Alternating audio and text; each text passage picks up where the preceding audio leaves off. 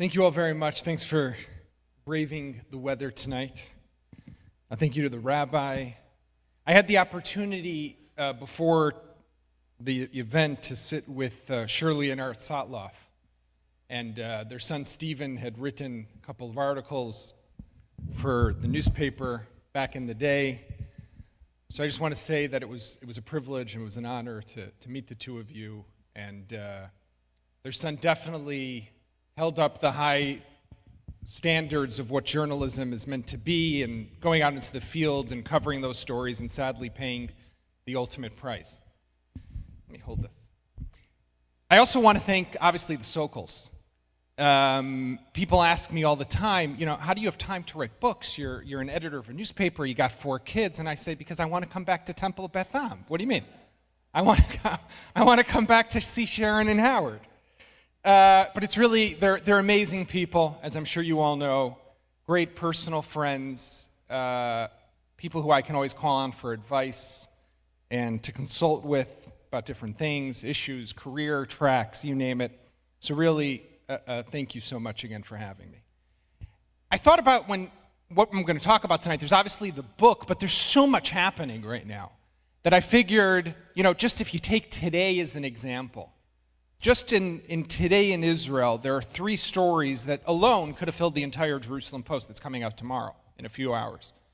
You had the Holocaust Forum that took place in Jerusalem, where you had 49 heads of state from around the world who descended on Jerusalem, from Putin to Pence to Macron to Steinmeier, the German guy, to King Philip of Belgium, and you name it, all there to honor and respect and show the respect to the state of Israel, to the memory of the 6 million Jews who perished in the Holocaust on the occasion of the 75th anniversary of the liberation of Auschwitz-Birkenau, this coming Monday. Then you had the meeting that Netanyahu had with Putin in the morning, where it seemed that Putin has agreed to some sort of deal that will see the release of this girl, Naama Issachar, an Israeli-American, who was traveling back from India via Moscow, was stopped at the airport. They found 9 grams of an illegal substance inside her bag. And she, instead of getting a slap on the wrist of just 6 months in jail, as was expected, was sentenced to 7.5 years. Putin said to her mother today at the prime minister residence, it'll be okay. So it seems that itself is a massive story. And then you have what's breaking as still we speak, is the rollout that's coming in the next few days of the peace plan, the much anticipated deal of the century that Donald Trump and his administration have been working on over the last few years. So I figured there's a lot to talk about. But before we get into anything, I wanted to share with you a story on the occasion of the anniversary that's coming up on Monday, January 27th, which is recognized as the International Holocaust Remembrance Day of the 75th anniversary of the liberation of Auschwitz. Back in the summer of 2006, then I was the military reporter for the Jerusalem Post, I was invited by the Navy to join them. For the first time, they were going to be participating in NATO maneuvers off the coast of Romania and the Black Sea. And they asked me if I wanted to join them as a reporter. It was cool, right? And back then, I always say that was the coolest job I ever had. Because as military reporter, I got to fly on helicopters, transport aircraft. I got to sail in submarines and on missile ships and go in tanks into battle in Gaza. It was, when you're in your 20s, that kind of stuff is cool. But I wasn't going to sail with the Navy for 2 weeks to Romania, so they sailed ahead of time, and I flew in on a Friday into Bucharest. Took a rickety train down from Bucharest to the city called Constanta on the coast of the Black Sea, big port city. The ship was already there. I got there on Friday, and they were going to set sail Sunday.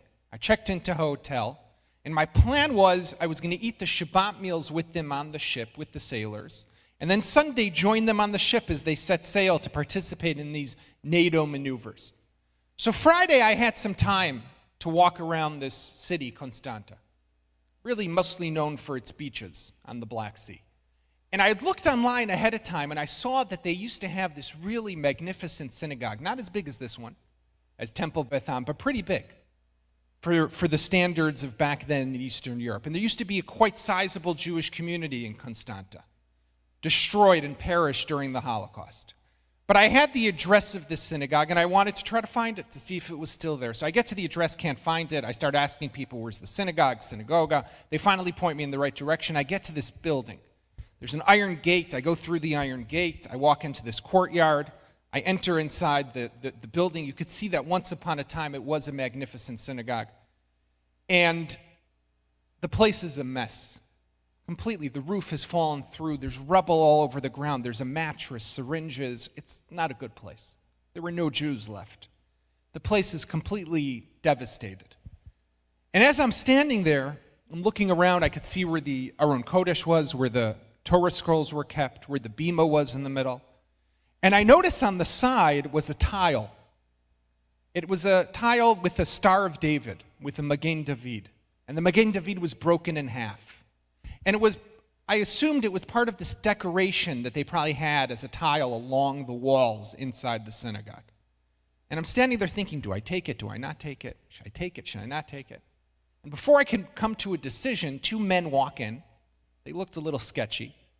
And they said, what are you doing here? I said, I'm just a tourist. And they said, you have to get out of here. This is our house. I said, obviously it wasn't their house, but I said, no problem. I freaked out a little and I left. Fast forward to that evening. I'm on the ship, eating dinner, Shabbat dinner with the Israeli sailors. And I tell them this story. And they say to me, take us there. And I said to them, I didn't know how to find it during the day. You think I'm going to find it at night? And they said, let's try. Now, whenever an Israeli naval ship travels overseas, there's a security force that goes with it from what's known in Hebrew as Shayetet Shloshesrei. This is the 13th flotilla of the Navy. These are the Navy SEALs. These are the top elite commandos of the Israeli Navy. And these were the guys who wanted to come with me. Don't ask me how, but we found it. We get to the gate, which when I was there earlier in the day was wide open, and now it's locked. So I said to these guys, listen, I'm sorry, but you won't be able to get in. It's locked. And they looked at me, and they're like, do you know who we are? Within seconds, they jump over the gate. They're inside the courtyard. They go inside the synagogue, and I say to them, there's a tile. You'll see it on the left. Take it out for me. They bring it out for me. I bring it back to the ship. I take it back to Jerusalem. It actually hangs in my home right now in Jerusalem.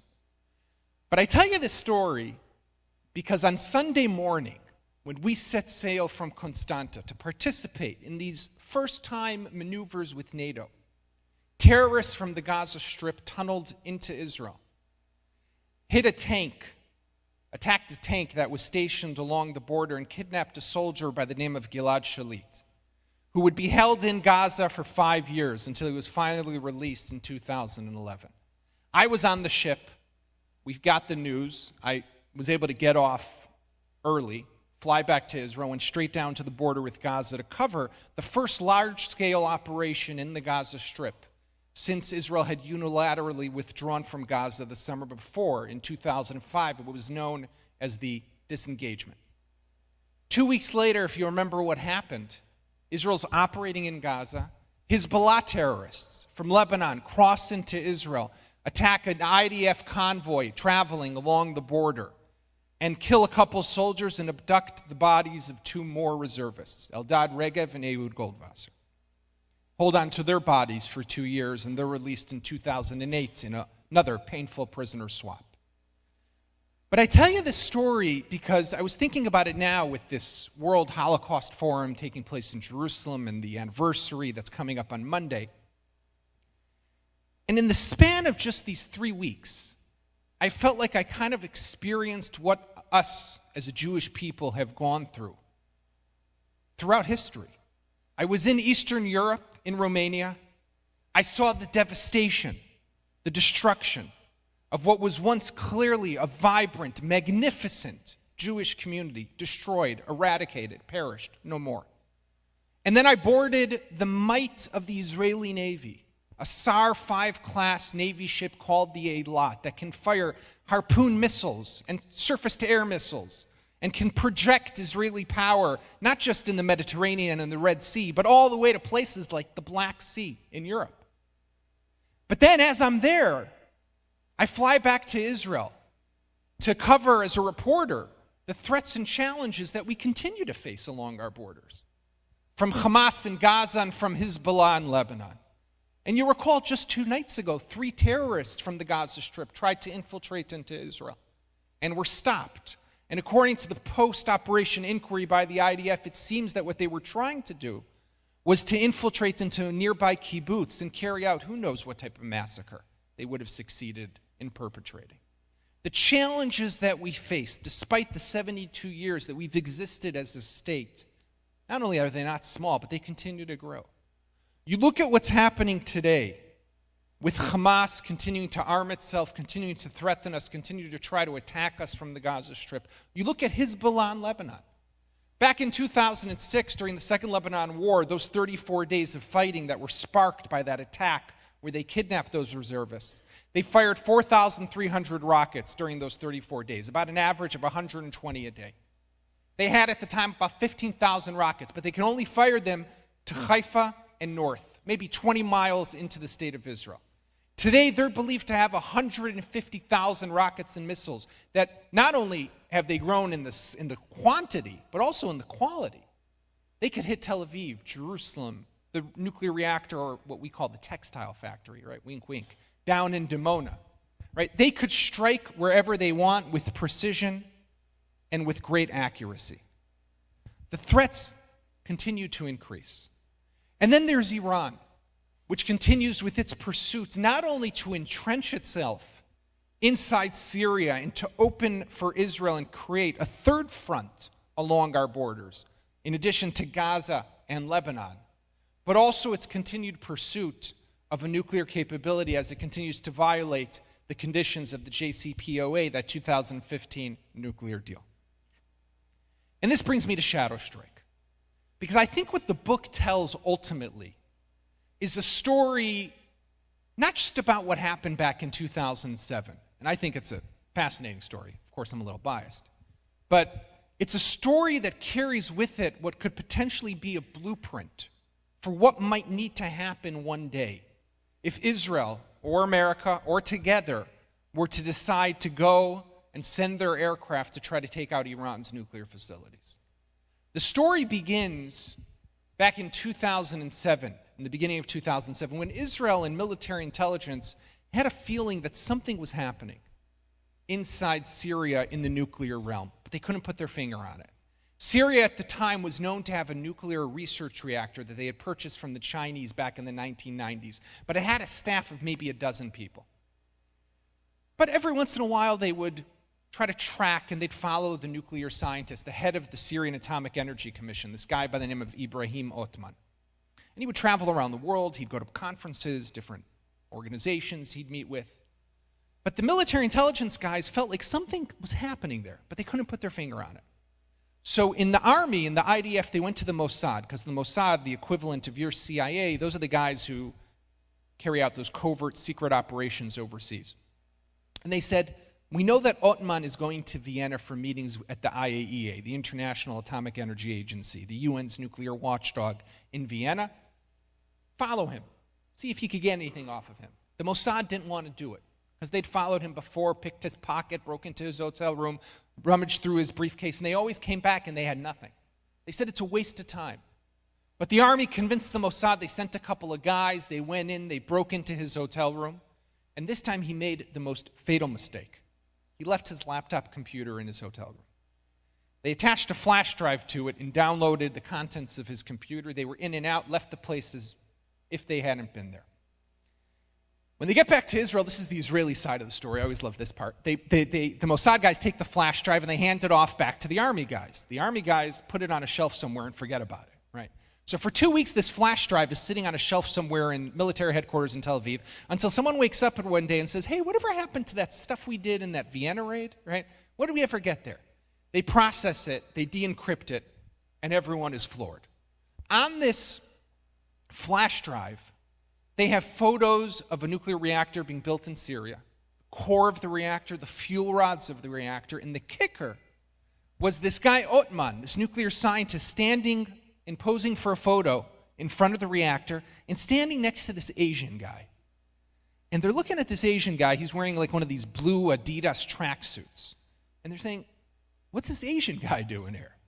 So how these intelligence agencies, they look at the pictures, they see the faces, and they start to analyze. And they discover that the Asian guy, his name is actually Chon Chibu. And Mr. Chibu is the head of the Yongbyon nuclear reactor in North Korea. This was not just a nuclear reactor. This was the greatest act of nuclear proliferation known to man. This was North Korea, a rogue state, building a nuclear reactor, not for some good guy. This is Bashar al-Assad, the man who has massacred over 500,000 of his own people in the last 8 years of the civil war that has raged throughout his country. Now, what makes this story, I think, so compelling is Israel obviously has to start planning. What does it do? We're just a year after a bad war in Lebanon, the Second Lebanon War, which ended with a commission of inquiry. There's calls for Prime Minister Olmert at the time to step down. The chief of staff had already been replaced. The defense minister is about to be replaced. And now we have intelligence of a nuclear reactor being built in Syria, a potential existential threat to the continued existence of the state of Israel. And this is Syria before the civil war. This is Syria with thousands of Scud missiles, with more tanks, soldiers, artillery batteries than we have. A war with Syria wouldn't have been like the war with Hezbollah. And we're just half a year, 8 months after. What do? And this sets into motion an unprecedented collaborative process between Israel and the United States.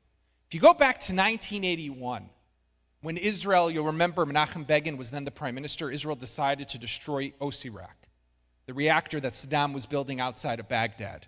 By the way, I don't know how many of you know, but at the time, Israel used F-16s to attack the reactor in Osirak, right?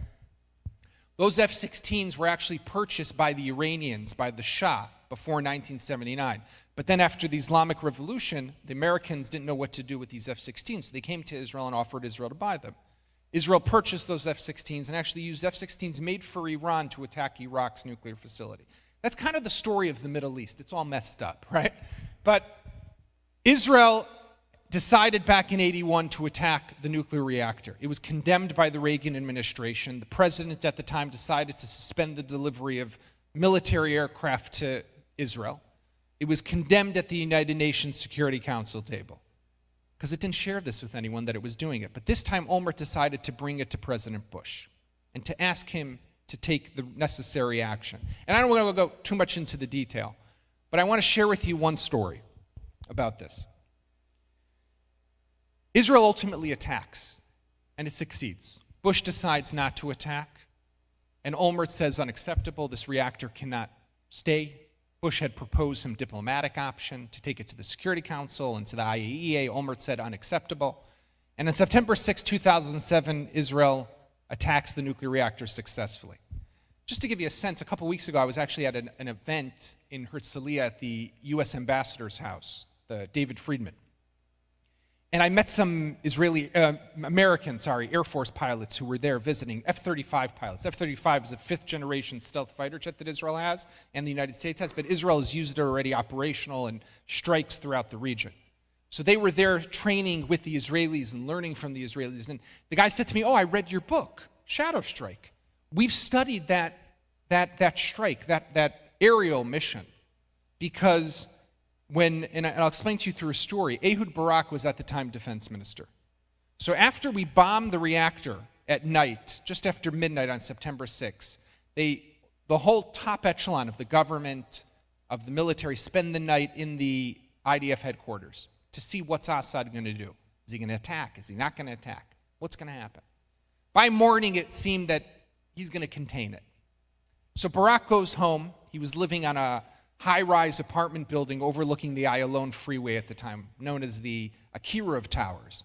And he goes up, he was living on something like the 22nd or 23rd floor. He goes out to his mirpesa, to his balcony, to have an espresso and smoke a cigar.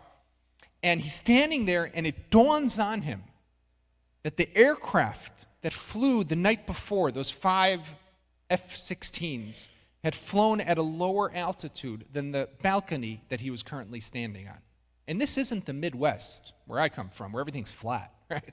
There's mountains and canyons and ravines, but these guys managed to fly at such a low altitude. I mean, that's incredible, just to show you a sense of the military might that was involved here.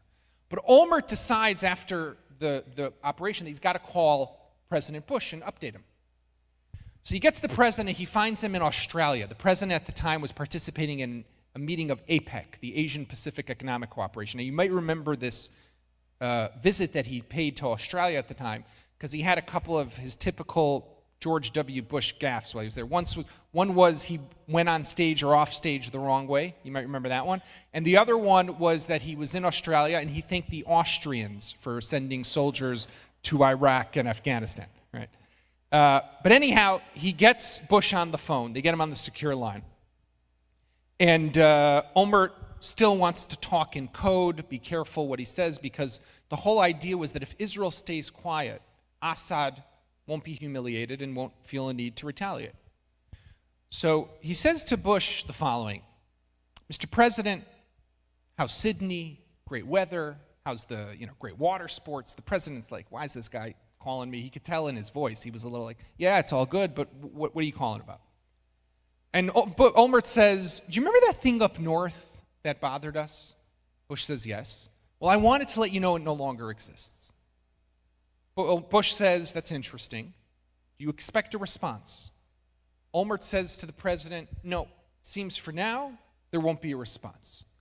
And with that, he was sure the conversation would be over. But then Bush surprises him. And Bush says to him, I want you to know that if there will be a response, all of America will stand behind you. And I mention this because it's just one of many conversations that takes place between presidents and prime ministers. We can imagine the conversations that Trump and Netanyahu have. One of them will be this coming Tuesday when they meet, and maybe they'll share, legal strategies of how to deal with their different situations. But it's not something you say off the cuff, that all of America stands behind you. That's something that carries meaning with it. And that gives an Israeli leader the sense of confidence that they need to know that they've done the right thing.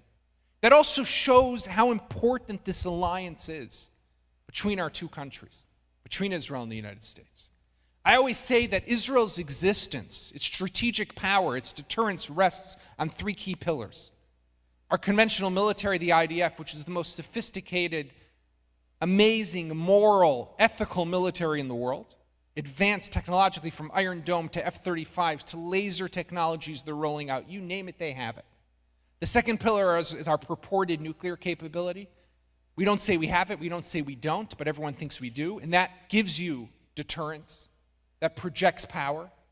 And the third pillar is our alliance with the United States. When America is engaged and America is strong, Israel is strong. When America is disengaging, is pulling out, is creating a vacuum, no vacuum in the Middle East is ever filled by a good guy. Check me on that. We pull out of Gaza, Hamas comes to power. We pull out of Lebanon, Hezbollah comes to power.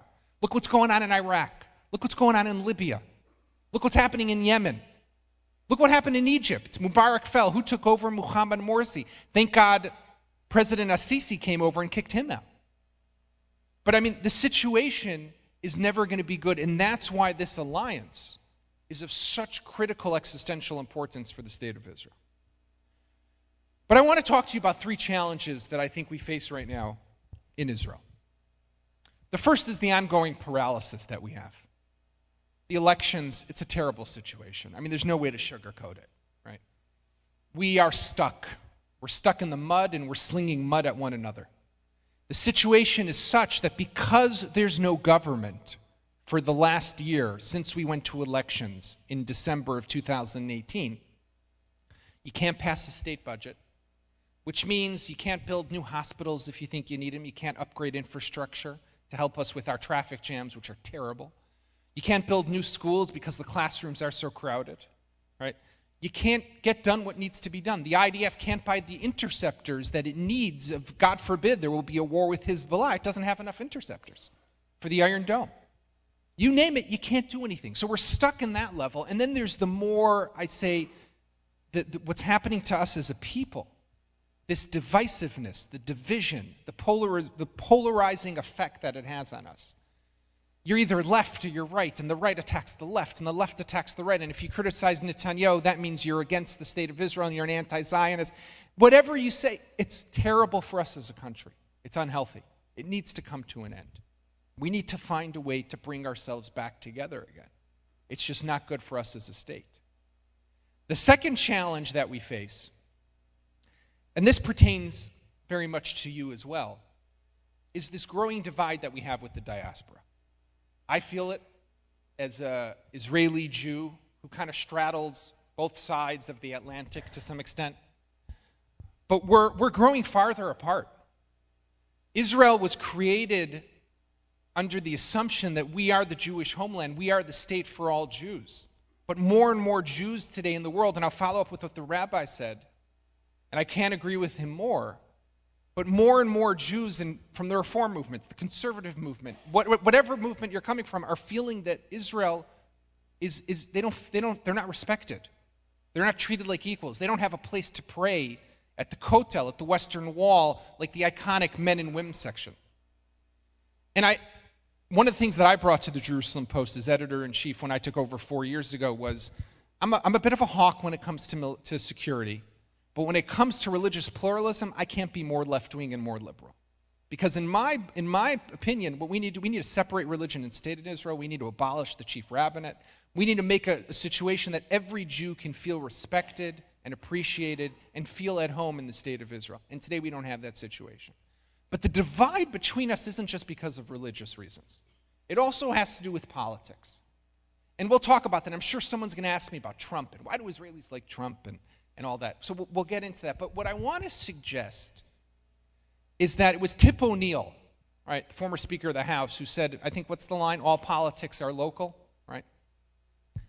Israelis look at Trump, and what do they see? They see a guy who moved the embassy to Jerusalem, who recognized Jerusalem as our capital, who recognized our sovereignty over the Golan Heights, who pulled out of the disastrous Iran deal from 2015, who took out that guy Qasem Soleimani. And let me just tell you my personal opinion, because I know if you watch CNN, you get one version. You watch Fox News, you get another version. This guy deserved to die, should have died a long time ago, and it's very good that he was killed, right? In my personal opinion. By the way, it kind of connects to the story of Shadow Strike as well. Because Israel almost had an opportunity to take out Qasem Soleimani back in 2008. In 2008, Israel assassinated in a meticulously planned car bombing in Damascus this man by the name of Imad Mornia. He was the head of Hezbollah's military. He was the guy who blew up the Marine barracks in Beirut back in 1983. He was the guy that hijacked TWA airliners. He was the guy who oversaw the bombing of the Amia Jewish Community Center in Buenos Aires back in 94 that killed, if I recall correctly, 85 people. He was the guy who oversaw the abduction of Eldad Regev and Ehud Goldwasser in that attack that sparked the Second Lebanon War. Really bad guy. So a joint CIA-Mossad operation was launched in 2008 because what happened from the Syrian reactor created this amazing new partnership between the Mossad and the CIA and paved the way for even more operations. Taking out Mornia, Stuxnet you might have heard of, which was this virus that was installed inside the Natanz uranium enrichment facility in Iran. But getting back to Mornia, they planted an explosive device. He was driving at the time a Mitsubishi Pajero Jeep. They've been after him for a long time. And Mitsubishi Pajero Jeeps have a spare tire on the back. They planted the explosives inside the spare tire. And they were tracking him in Damascus. And they see that he comes out of the building. He was in a meeting at some Iranian cultural center. And he walks over to the car, and who's standing next to him? Qasem Soleimani. Now, the Mossad guy has his finger on the button.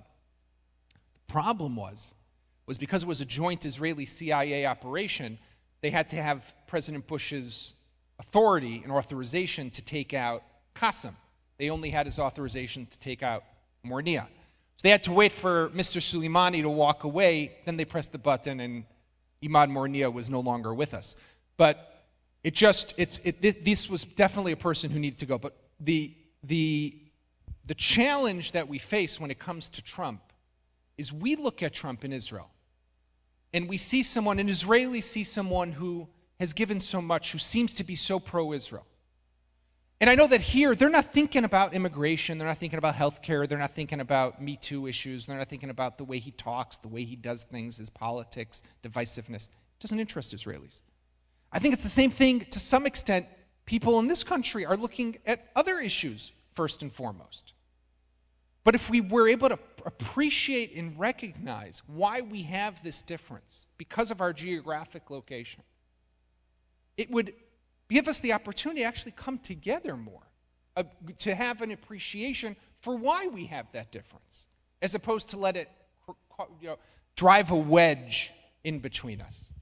The third challenge that we face, and that has me concerned, is what's happening with Israel and the Democratic Party. Nancy Pelosi led a bipartisan delegation to participate in the World Holocaust Forum, and that was important, and that was great. But it's no secret that what's happening right now in the Democratic Party, and I'm not don't misinterpret this to be I'm giving you my political opinion, but it's just no secret. You see the way the different candidates are speaking. You see what's happening throughout that party, whether it's the squad and those members of Congress or other members.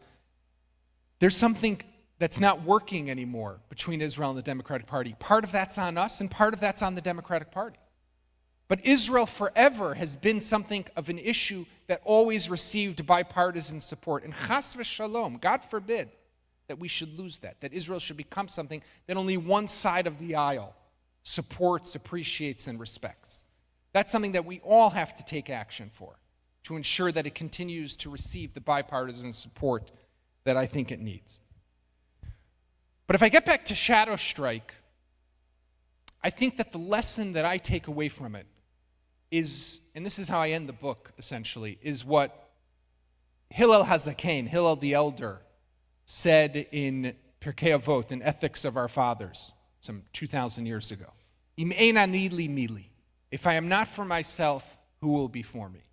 That is the lesson of Shadow Strike. That is the lesson of the state of Israel that has always known to stand up, to fight for itself. And I'm sure that Israel is a story which has always marveled the world.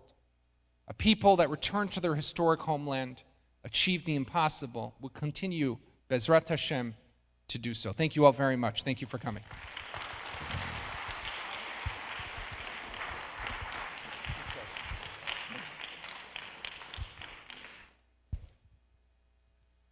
So I got some questions here. What are your thoughts about the deal of the century? Well, I call it the gift of the century because I think that, let's break it down for a moment. First of all, there's not going to be any peace deal.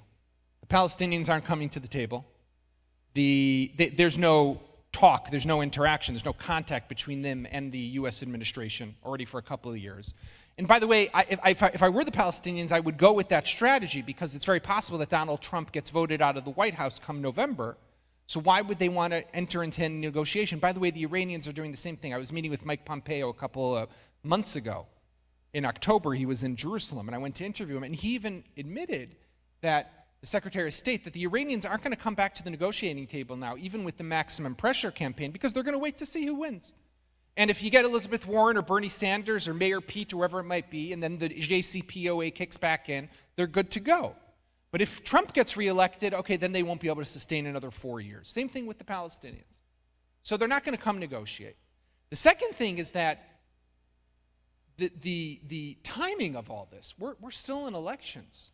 The interim Israeli government can't negotiate an economic deal with Guatemala, let alone negotiate a peace deal with the Palestinians in the oldest, most complicated conflict in the world, right? So what's the rush? So what do I think it is, and why I call it the gift of the century is because I think it's a gift to Prime Minister Netanyahu. I think that this is a way to distract attention. We should be thinking about in Israel right now the fact that we have a prime minister who's been indicted on severe charges of bribery, fraud, and breach of trust.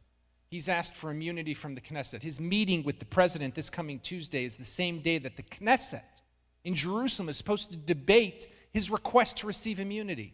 What a convenient timing, right?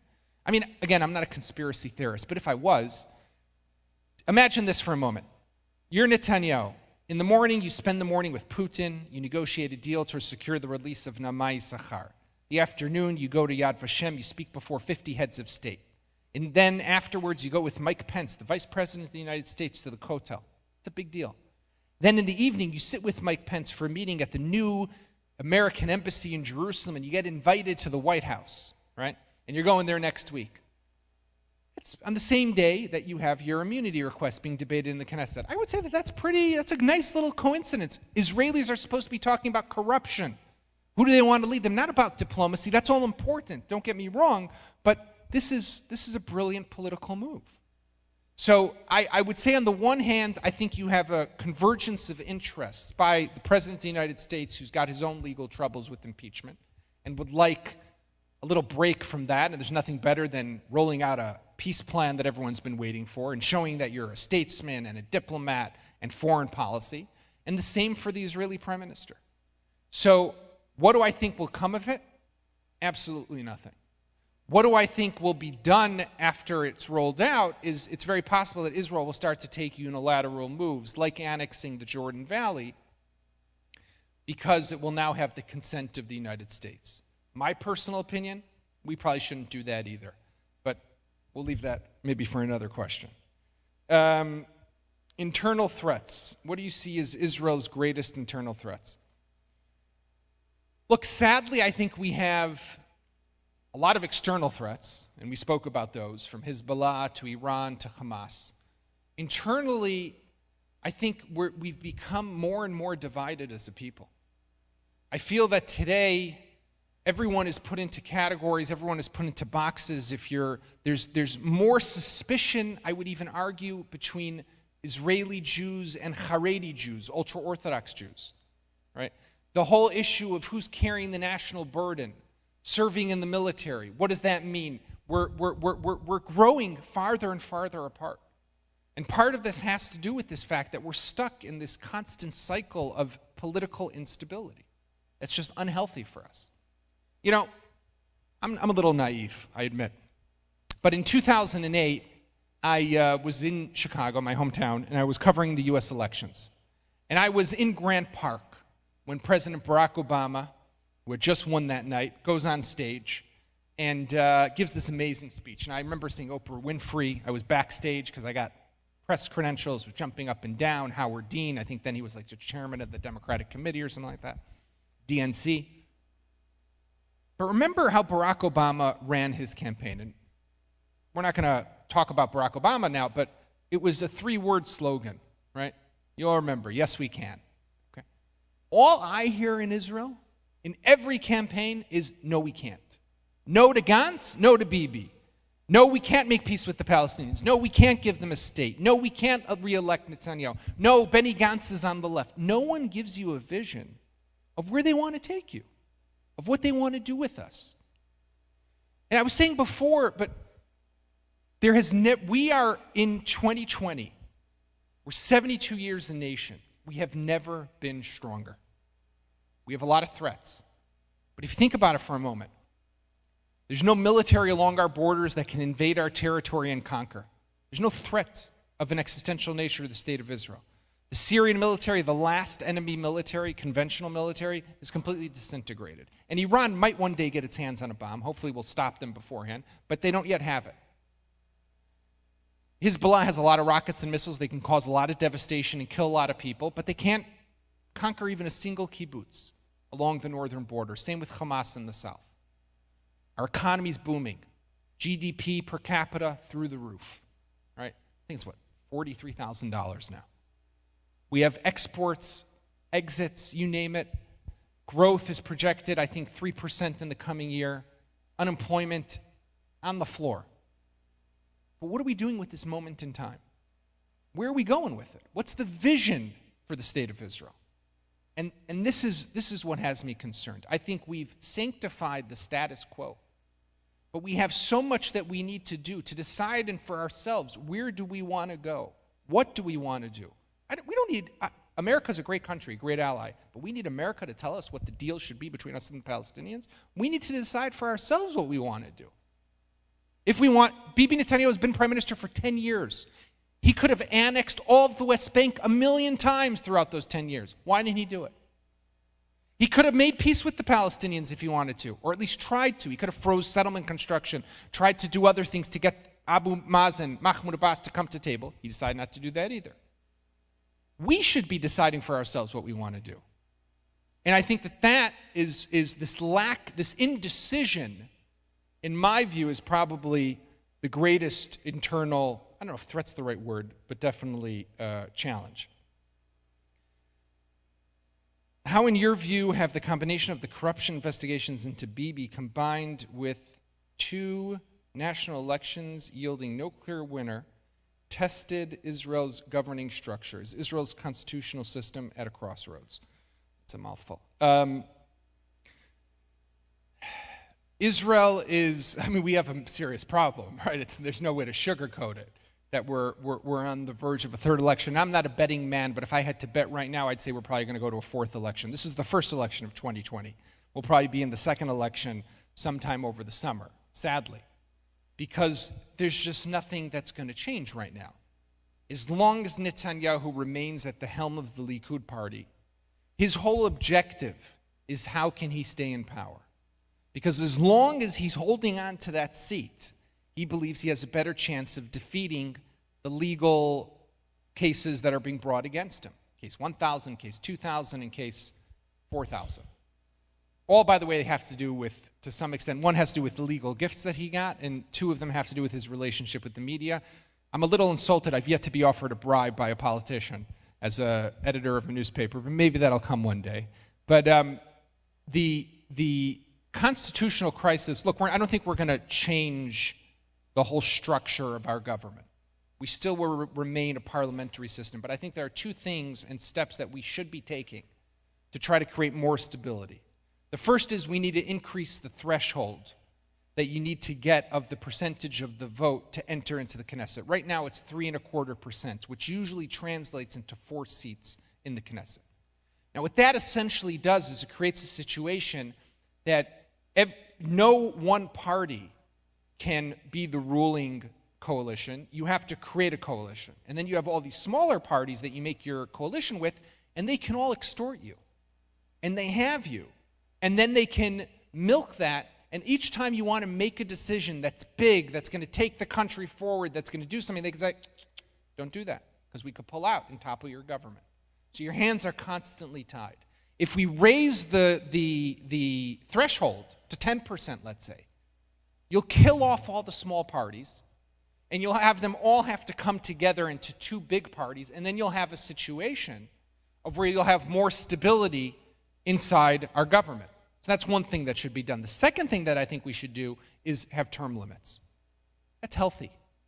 I don't think anyone, I was talking with Howard before, and Howard told me that Sharon told him that one of the things that he's done well throughout his career is he's always known when he's got to walk away from where he was, right? And I think that that's something that's extremely important. That's a rare skill. Maybe you could pass that on to Netanyahu. I don't know if he'll be willing to listen. But I don't think that we don't have that right now. And that's not healthy for Israel. So we should have term limits. And I think the combination of those two changes could bring more stability to the state of Israel. Here's the question, have they rebuilt the nuclear reactor and made some attempts to start it? Good question. It's unclear. After the bombing of the Syrian reactor, there was some indications that maybe they still had something going on, but that does not seem to be the case.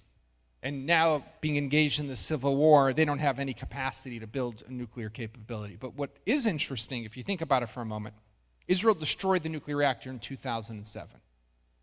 No one knew about this nuclear reactor. It was by fluke, by chance, that Israel discovered it. When it brought the intelligence to the Americans, Meir Dagan, who was then the head of the Mossad, comes to America with this dossier of photos, goes to Langley, Virginia, brings it to his CIA counterpart at the time, General Michael Hayden. They had no clue that this was happening. They were blown away. And imagine had Israel not discovered it either. In our backyard, they were building a nuclear reactor. You remember what happened in 2014? In July of 2014, ISIS took over a region in Syria called Deir ez-Zor, near the Euphrates River. That's where this reactor was being built. Now imagine Israel had never discovered it, had never destroyed it. And maybe they wouldn't have yet had nuclear weapons, but they would have had plutonium there. They would have had fissionable material. They could have created a dirty bomb. Israel didn't just save Israel in this story. Israel saved the world by taking out this nuclear reactor.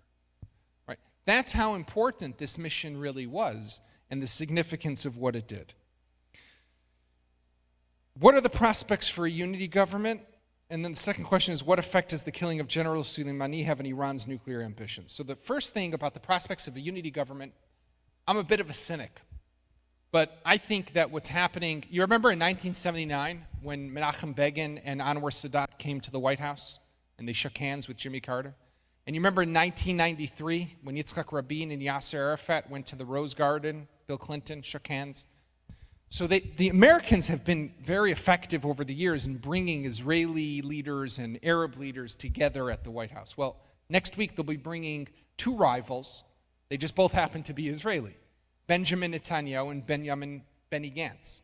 And they're coming together, and I think that what might be happening, and I could be wrong, but they're planting the seed for a national unity government for after the elections on March 2nd. This is going to be Trump laying out the plan, saying this is what I'm offering you, and maybe some other stuff like a defense pact that a lot of it's been spoken about lately, but you got to make a government. And this could be the excuse that then the two of them use after elections for Benny Gantz to say to his constituents, listen, I got to join Netanyahu even though I think he's a liar, a crook, a thief, etc. And Netanyahu to say, I got to join with Benny Gantz even though I think he's a left-winger and he's an Arab lover, whatever the different things that he said about him over the last year.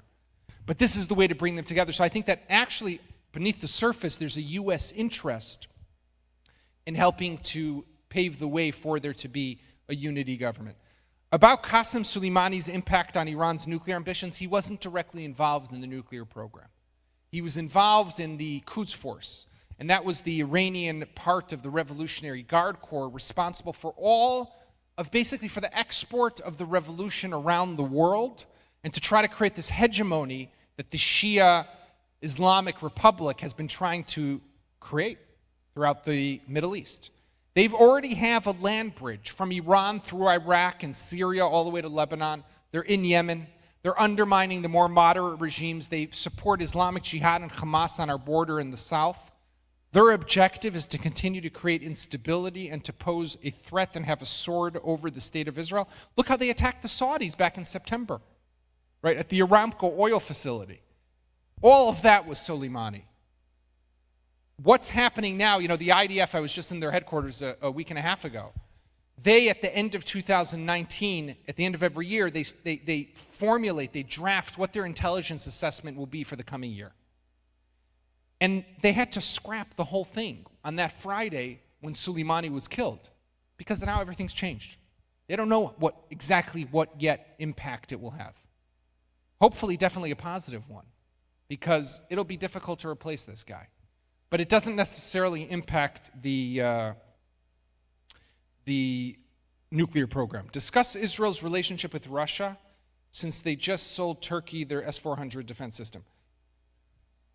Russia's a complicated situation, and Vladimir Putin was in Israel today, was in Jerusalem. There are many layers to the issue of what Russia is, but Russia, we have to remember, has one interest, and that's Russia. And they want to solidify and create a presence in the Middle East. That's why Syria is important for them. They've reestablished a naval base in a city called Tartus. They have military planes and ships and artillery and missile systems all throughout Syria, and they're supplying Erdogan and Turkey. Thankfully, the Americans have decided not to supply the Turks with the F-35 jet as response and retaliation to this decision to buy the Russian system. Can you imagine that the Russian system, which is in the hands of the Iranians and the Syrians, would be used by Turkey while they're flying F-35, which is supposed to be the plane that could be used against those systems, and now they could share that information of how the system can detect the F-35 with all of these other bad guys throughout the region.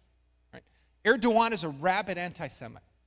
I remember in 2008, I joined Shimon Peres when he was president. It was his first overseas visit, and he went to Turkey as president, because the ties were so close back then between Israel and Turkey. Israel used to fly freely over Turkey, was training there all the time. All of their defense equipment was coming from us.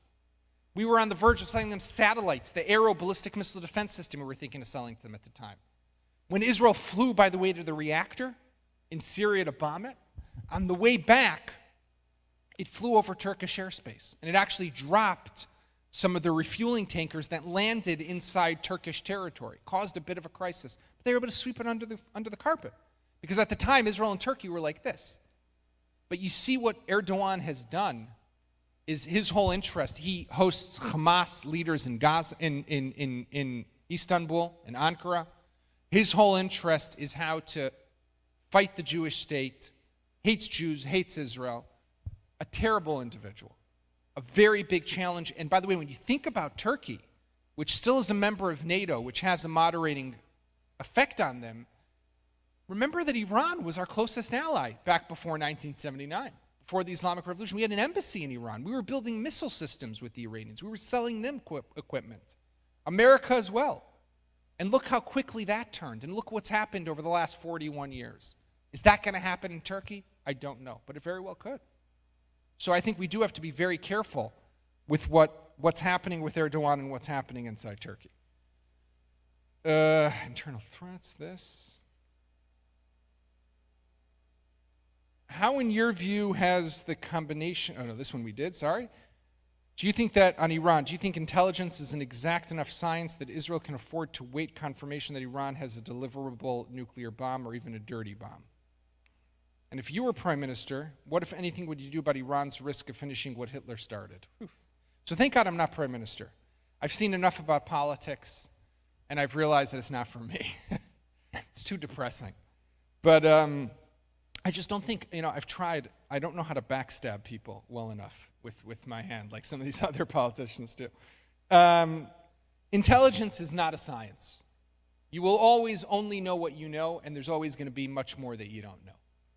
So that's what makes the Iran threat such a great challenge, is because for everything that we think we know, they might have a facility where they're building a bomb in a basement and we don't even know about it.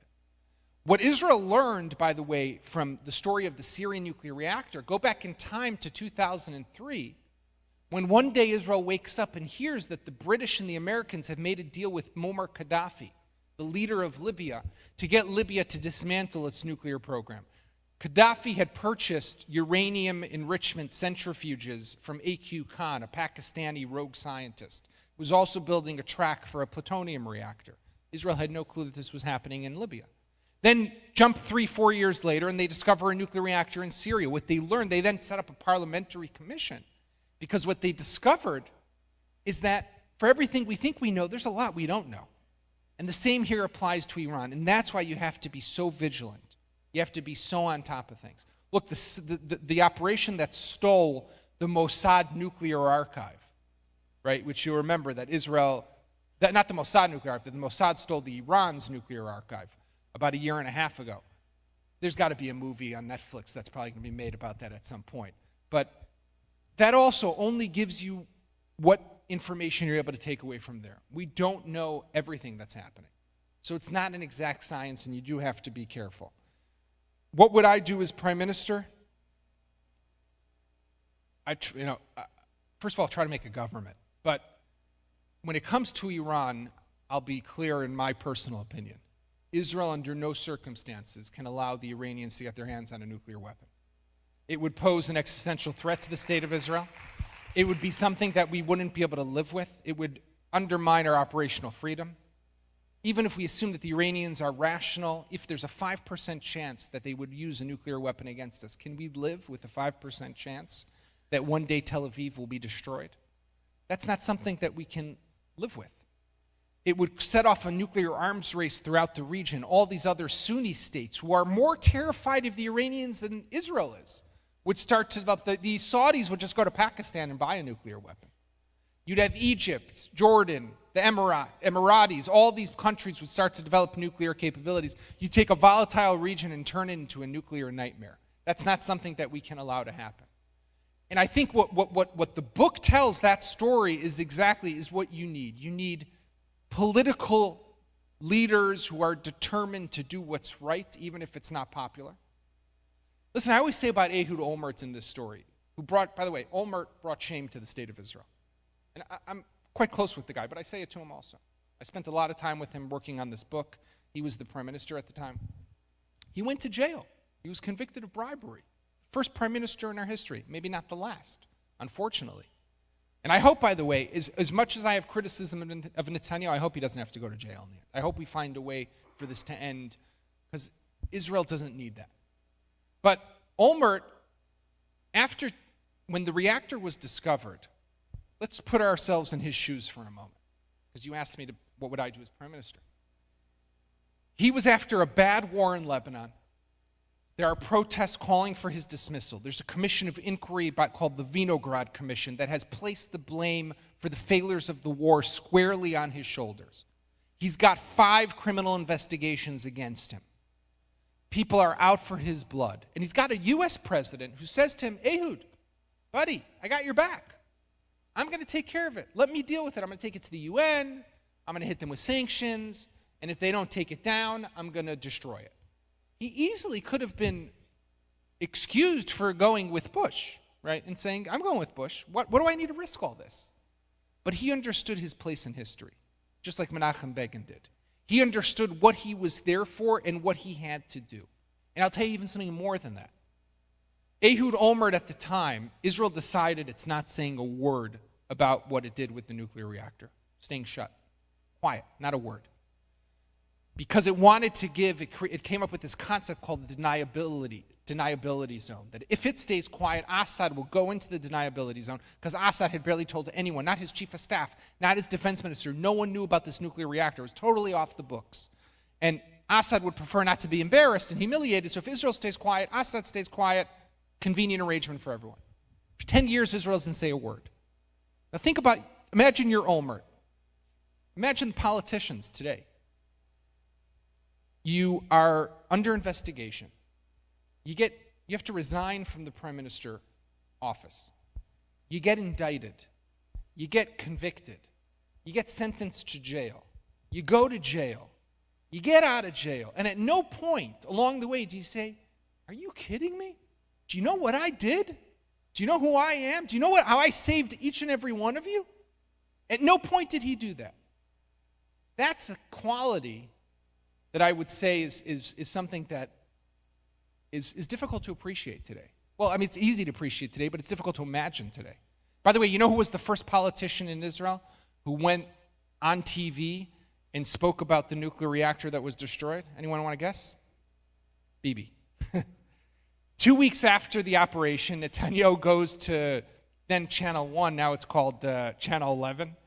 And he goes into the TV studio and he says, I want to praise the prime minister for the operation that he's done. I was in the know from the beginning, and he was then the head of opposition. And when there are operations like this, there's no opposition, there's no coalition, we all stand together, blah, blah, blah. No one was talking about it then. But Netanyahu had to go try to take credit. Yaakov, the natural gas developments by Noble Energy at Tamar, now Leviathan, would be outstanding targets for Iranian missiles. Can these critical developments be defended? Michael Weiser. Thank you, Michael, for the question. On the one hand, yes, they've developed versions of Iron Dome that could potentially be installed on top of these oil rigs. But actually, if you think about it for a moment, I always think when it comes to the natural gas that we have to say, Baruch Hashem, thank God, that we only found the gas now. Because imagine for a moment, had we found the gas back in 1948, we'd be no different than our Arab neighbors. We'd be a country whose entire economy, we'd be what do they call petrol states, right? Whose entire economy revolves around one single resource, gas, oil, whatever it is. Where would the innovation come from? You know what resource we had at the time when we were created as a country? It was just the Jewish brain, the Jewish mind. We had our back up against the wall. We weren't sure we were going to survive. So you know what we did? We thought out of the box. We were creative. We innovated. We came up with cool stuff, weapons of how we're going to do things. And that's what's created this amazing tech sector. So now you have the injection of gas into this. That could project and propel the Israeli economy to a whole new level. Not to mention the geopolitical significance of we're selling gas to the Jordanians, we're selling gas to the Egyptians, it'll be exported beyond into Europe. Israel is becoming an energy superpower. By the way, when you look at Israel today, I don't want everything to sound so dark and scary, because there's good. You look at Israel right now, if you look at the Haredim, the ultra-Orthodox, 70% of ultra-Orthodox women are participating in the workforce. We're already at 50% of men. You go back 10 years ago, it was maybe at 15%. The same is happening with Arabs, but on the flip side. Arab men have always participated in the workforce at about 70%, but Arab women did not. Now it's slowly climbing. It's a slower climb. It was because of tradition, religion, many children, etc. But now we're already at about 30% of Israeli Arab women who are participating in the workforce. So now you take these two new pools of talent, you take gas, you inject it all into what's known as the startup nation. This could be what takes us to the next level, right? So Israel is really has amazing things still ahead of it, if we only had a government, right? Who are Israel and the U.S.'s best allies among the Arab nations? To what extent are they allies, and to what extent can they be trusted? That's a big question. I can tell you that there's a lot that goes on between Israel and the Gulf states. A lot of it, most of it, we don't know about, right? The Prime Minister Netanyahu visited Oman last year. Secret visit, was discovered only after he had gone there. But Israel has ties throughout the Gulf. I was in a conference in Washington, D.C. not long ago, and there was a former head of the Mossad who was there. And in walks the Emirati ambassador in Washington, this Prince Yusuf something or other. Excuse me. And I'm watching the two of them as they walk towards one another, and they embrace. And it wasn't like a, hey man, how you doing kind of hug. It was like love. Like they knew each other deep, in a deep way. That's what's going on right now between Israel and the Gulf. And you know what it has to do with? It has to do with the fact that two or three reasons. One is, think about it for a moment. Who's the one country in the world that's fighting the Iranians? Israel.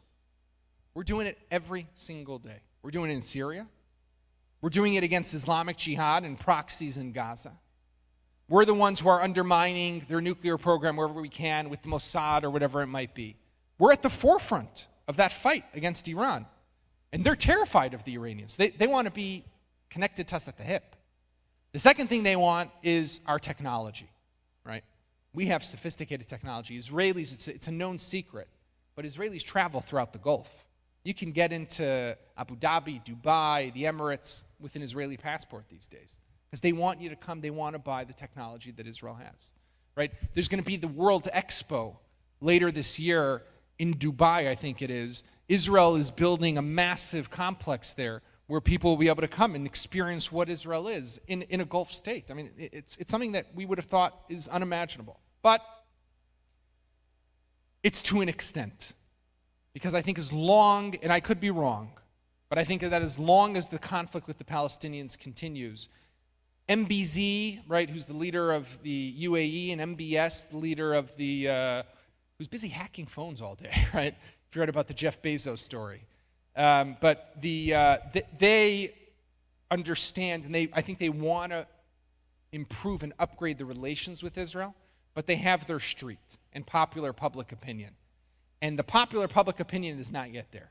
The people aren't yet there. And by the way, I was thinking about this the other day when I was talking with someone about Jordan and Egypt and the peace that we have with those countries. So King Abdallah gets it, right? He understands the value in the relationship with us. Sisi in Egypt gets it. We have to stay together because of the war on terror against Iran, against ISIS, etc. But we haven't been successful when it comes to these peace deals in fostering relations between our peoples. It's great that we did it from top down, but we haven't been able to replicate it from the bottom up. And that's what peace is. Peace ultimately, it can't just be between our leaders, because leaders will change. King Abdallah might not be there tomorrow. We saw what happened after Mubarak fell back in 2011. Who became president? Mohammed Morsi, the head of the Muslim Brotherhood, right? That was not a good situation for Israel. So we need to create and foster relations also on a people-to-people level. And unfortunately, we're not investing enough in that. The Jordanians and the Egyptians aren't investing enough in that. Definitely, that's not happening in the Gulf. But that's the real way I think that you cultivate peace. Thank you all very much. Thank you.